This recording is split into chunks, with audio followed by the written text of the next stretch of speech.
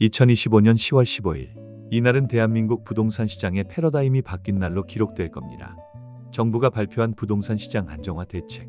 이건 단순한 규제가 아닙니다. 서울과 수도권의 주택 거래 구조 자체가 완전히 리셋된 겁니다. 안녕하세요. 월치부입니다.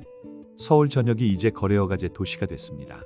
25개 구 전체가 조정 대상 지역, 투기과열지구, 그리고 토지거래허가 구역으로 동시에 묶였죠.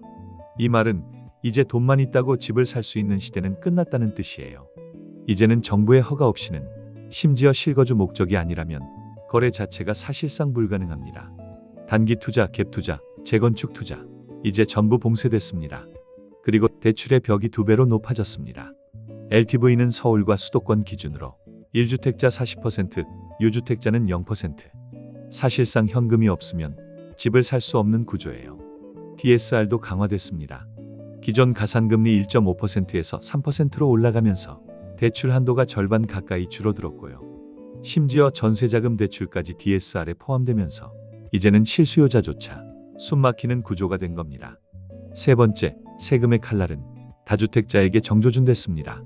2주택자는 취득세 8%, 3주택 이상은 양도세 중과로 기본세율의 무려 30%가 더 붙습니다.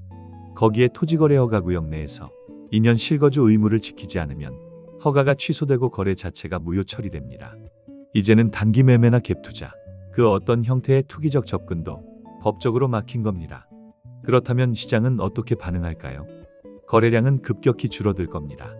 팔려는 사람은 세금 때문에 못 팔고 사려는 사람은 대출이 막혀 못 사죠. 이게 바로 거래 절벽입니다. 정부는 투기를 막겠다고 하지만 결과적으로는 실수요자들까지 숨통이 조이는 상황이 된 거죠. 하지만 이럴 때일수록 중요한 건 전략적 대응입니다. 첫째, 실거주 목적이라면 여전히 기회는 있습니다.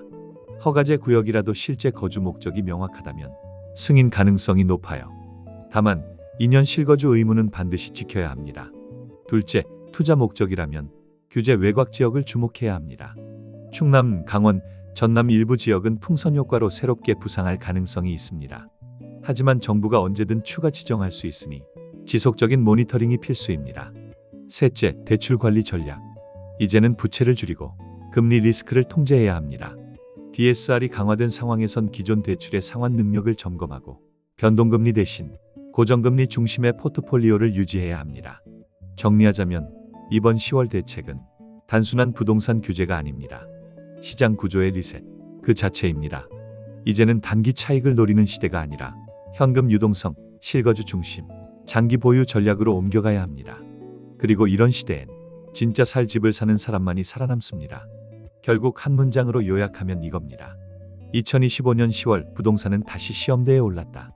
이제는 버티는 자가 아니라 준비된 자만이 생존한다. 감사합니다. 월치부였어요.